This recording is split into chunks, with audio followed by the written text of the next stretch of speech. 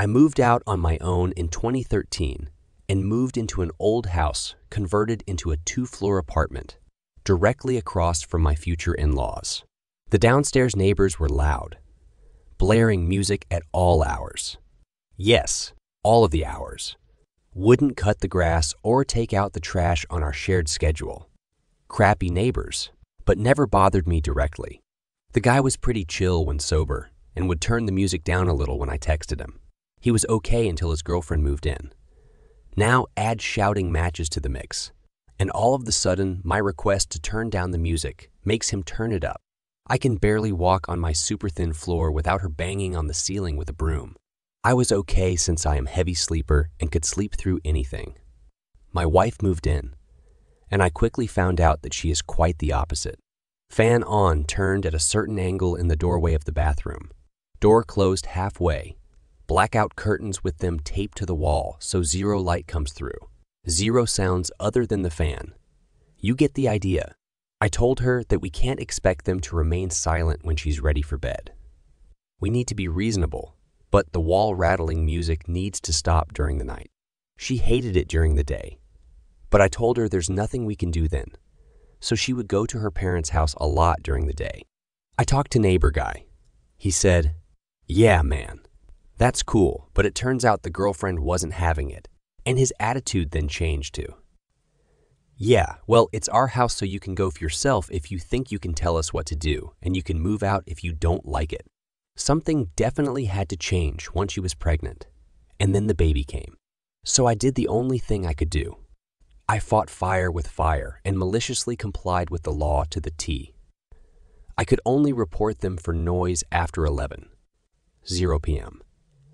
I now forget the morning hour when the noise could start, but I believe it was 9, 0 a.m. My dad has these huge old concert speakers in his garage. Professional grade, black leather bound, 5 feet tall and 3 feet wide, and a pretty nice vintage stereo amp. He has 2, but my apartment was so small, I sadly only had room for 1.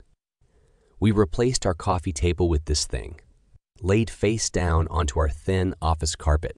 Tired of his crap tunes, I tested this Geneva Convention breaking device when they weren't home. Holy cow. I had to take everything down from tables, counters, and shelves because they would shake off. I prepared audio files to feed the stereo. I was giddy, like a kid with a new Christmas toy. I turned it on when I left for work and got my wife up to send her to her parents. I came home from work and hung out at her parents until it was close to bedtime. They resisted for 3 days. On day 2, I found a pile of manure on my doorstep, but it didn't faze me. I cycled between Sinusaw square waves and clashing chords, marching music, Washington Post march on loop, preaching clips. They weren't just atheist, but outspoken anti-Christian, so it was a must. The most stupid songs you could think of, Captain Planet theme song, Chicken Dance, etc. This poor old house rattled in ways I didn't think possible. The vibrations from the sine wave would make your vision blur. I eventually got a text from him that read, "Sorry man, you can stop now." I did not. He needed a few more days to let it sink in. Plus, I had so much fun putting it together. They complained to the police and the landlord. There was nothing they could do since I wasn't doing anything wrong. I didn't even hear music during the time of peace to follow.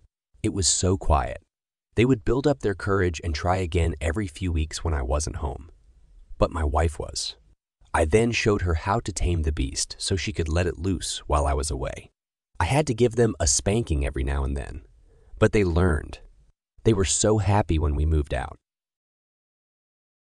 Subscribe now.